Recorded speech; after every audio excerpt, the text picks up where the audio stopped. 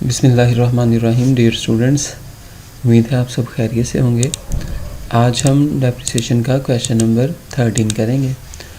तो क्वेश्चन को रीड करते हैं। क्वेश्चन में बता रहा है on 1 January 2002 A firm purchased A truck for rupees 15,000। एक फर्म ने एक ट्रक परचेज़ किया है जिसकी कास्ट 15,000 है। Depreciation is to be charge at 20% per annum. उस पर डेप्रिसिएशन जो चार्ज की जाएगी वो 20% है सालाना। On return down value method, return down value method है। On 31 December 2005 it was arrange to replace the old truck by a new one cost rupees 18,000।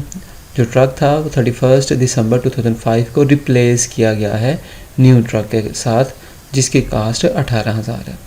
And an allowance of rupees 4,500 being made from the purchase price of the new one. तो जो हमने नया truck purchase किया है उस पर हमें allowance मिला है, प्राइस में कमी मिली है 4,100 की। Show the truck account from 4 year. 4 year का हमने ट्रक अकाउंट बनाना है।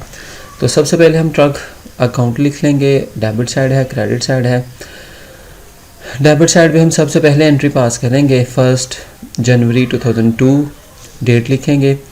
रेफरेंस वाले कॉलम में हम पहले एसेट के परचेज़ करने की एंट्री पास करेंगे जो कि एसेट टू बैंक अकाउंट है। तो रेफरेंस में हम बैंक लिखेंगे, एसेट डेबिट हो रहा है तो इसको डेबिट साइड पे हम इसकी एंट्री पास करेंगे। कास्ट है एसेट की 15,000। इस ईयर को हम क्लोज़ करेंगे। क्रेडिट साइड पे हम डेप्रिसिएशन चार्ज कर लेंगे। क्लोज़ करने के लिए हम देखेंगे कितनी डेप्रिसिएशन इस एसेट की इस साल हुई है। तो 31 दिसंबर 2002 डेप्रिसिएशन के साथ इस एसेट की डेप्रिसिएशन चार्ज करेंगे। तो यहाँ पे हम लिखेंगे कि जो एसेट की कास्ट है वो 15,000 है और इसके ऊपर हमने 20% डेप्रिसिएशन चार्ज करनी है। तो 20% डेप्रिसिएशन लेंगे तो वो हमारे पास डेप्रिसिएशन आ जाएगी 3,000। इस ईयर को क्लोज़ करेंगे। एसेट की कास्ट में से जो बुक वैल्यू थी उसकी उसमें से 3,000 जो उसकी डेप्रिसिएशन है वो लेस करेंगे तो हमारे पास बैलेंस आ जाएगा 12,000। इस बैलेंस को हम 2003 में ट्रांसफ़र करेंगे बैलेंस बीडी के नाम से। ये हमारा ब्रॉड डाउन बैलेंस है 12,000 और इस साल मज़ीद कोई ट्रांजैक्शन नहीं हुई तो हम क्या करेंगे, हम इस साल को भी क्लोज़ करेंगे 31 दिसंबर 2003 में और इसकी डेप्रिसिएशन चार्ज करेंगे। डेप्रिसिएशन बिल्कुल सेम रहेगी लेकिन ये रिटर्न डाउन वैल्यू मेथड है तो अब हम डेप्रिसिएशन चार्ज करेंगे जो हमारे पास ये वाली वैल्यू आई है। तो हमारे पास जो अब रिटर्न डाउन वैल्यू है वो 12,000 है। 12,000 के ऊपर हम डेप्रिसिएशन चार्ज करेंगे 20% डेप्रिसिएशन लेंगे तो इस साल की डेप्रिसिएशन हमारे पास आ जाएगी 2,400। ठीक है। तो बुक वैल्यू में से जो बैलेंस बीडी था उसमें से हमने डेप्रिसिएशन माइनस की तो हमारे पास उसका रिमेनिंग बैलेंस आ जाएगा 9,600। इसको लास्ट ईयर में ट्रांसफ़र करेंगे तो लास्ट ईयर में 2004 में इसको ट्रांसफ़र करेंगे तो इसमें हमारे पास जो ओपनिंग बैलेंस है बैलेंस बीडी, इसमें भी मज़ीद कोई ट्रांजैक्शन नहीं हुई। इस ईयर को भी हम क्लोज़ करेंगे। ये रिटर्न डाउन वैल्यू मेथड है तो जो हमारे पास रिमेनिंग बैलेंस है उस पे हम दोबारा से 20% डेप्रिसिएशन चार्ज कर लेंगे तो हमारे पास इस साल की जो डेप्रिसिएशन आएगी वो है 19,20। हमारे पास ये डेप्रिसिएशन आ जाएगी यहाँ पे। तो इस साल को क्लोज़ करने के लिए हम बैलेंस बीडी में से इस साल की डेप्रिसिएशन माइनस करेंगे तो हमारे पास ये रिमेनिंग बैलेंस आ जाएगा 7,680। इसको जब हम लास्ट ईयर में अब ट्रांसफ़र करेंगे तो सबसे पहले बैलेंस बीडी लिखा जाएगा 7,680। उसके बाद हम क्वेश्चन को दोबारा से अगर देखें तो क्वेश्चन जो है ना बताया गया था on 31 December 2005 it was arrange to replace the old truck by new one cost rupees 18,000 and an allowance of rupees 4,800 made from the purchase price of the new one. एक तो हमने नया ट्रक परचेज़ किया है 18,000 का और उस 18,000 जो उसकी कास्ट थी ना उसमें से हमें अलाउंस मिला। अलाउंस के मानी है प्राइस में कमी करना।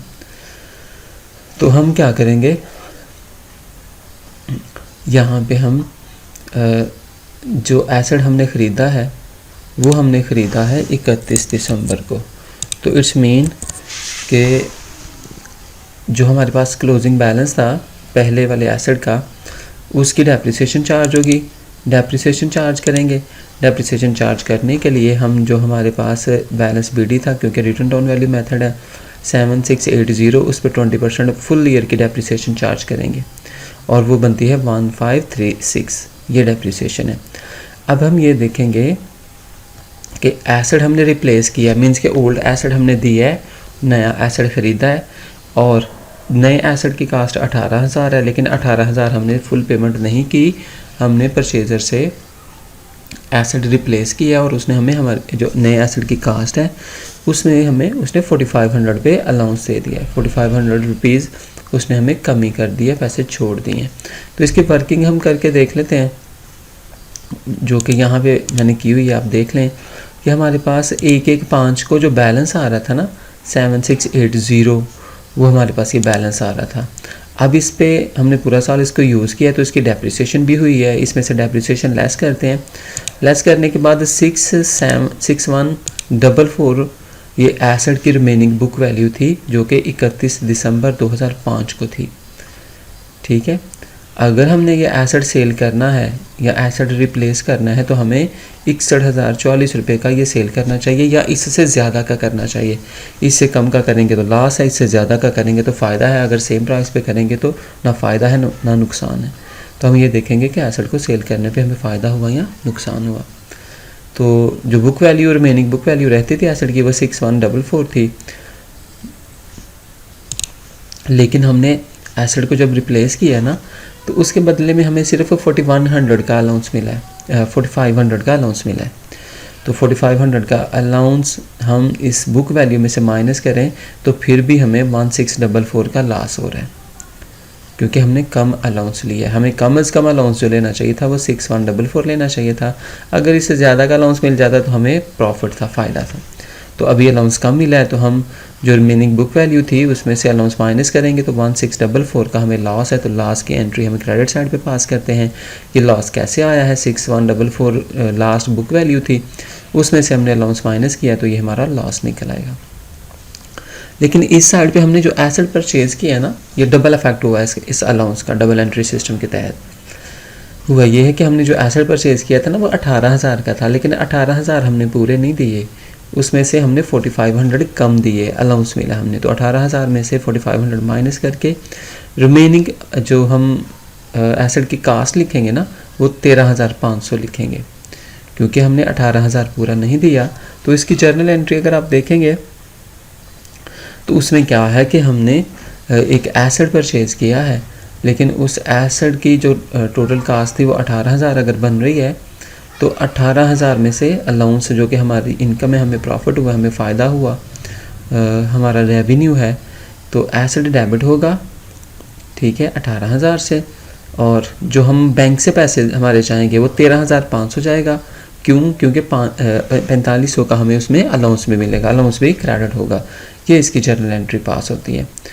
तो उम्मीद है आपको इसकी समझ आई होगी। कोई कन्फ्यूजन हो, मसला हो तो आप लाजमी डिस्कस करें, लाजमी कमेंट बॉक्स में लिखें। मेरा एक क्वेश्चन है जिसका आप रिप्लाई लाजमी कीजिएगा कि हमने यहाँ पे 13,500 क्यों लिखा और यहाँ पे हमने टोटल लॉस 6144 क्यों नहीं लिखा। तो उम्मीद है आपको क्वेश्चन की भी समझ आई होगी। इंशाल्लाह मिलते हैं नई वीडियो के साथ। शुक्रिया, थैंक यू, अल्लाह हाफिज़।